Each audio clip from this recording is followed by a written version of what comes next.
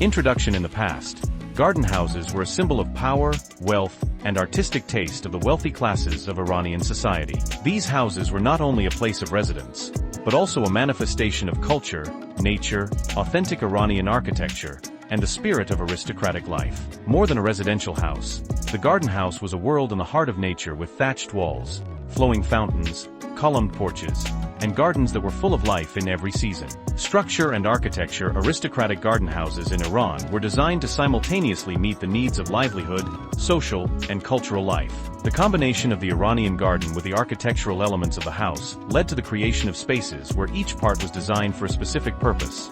Main building. Usually, the garden was built at the highest point of the land to have a view of the green space. Mirror hall and guest houses, with eye-catching mirrorwork, stucco work, and tiling to welcome special guests. Ponds and fountains, to create natural coolness and enjoy the sound of flowing water. Indoor and outdoor spaces, to separate family life from formal and social activities. Social status. Garden houses were not simply residences.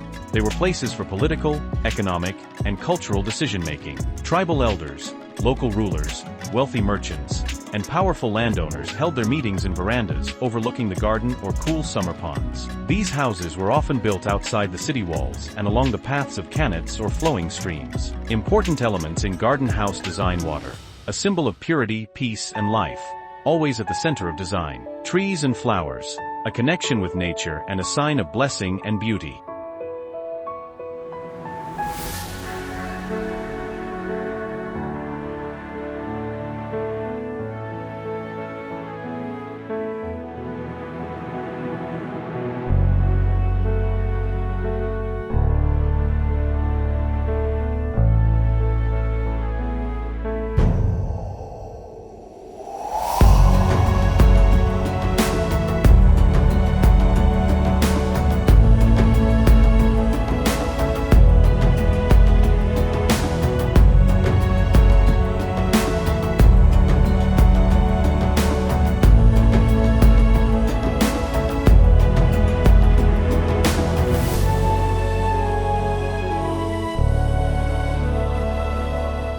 Symmetry, a recurring pattern in the Persian garden that instilled order and harmony into the space. Climatic architecture, thick walls, use of windbreaks, shade houses, and local materials to regulate temperature. Examples of garden houses in different cities. Dawlatabad Garden in Yazd, with the tallest brick windbreak in the world.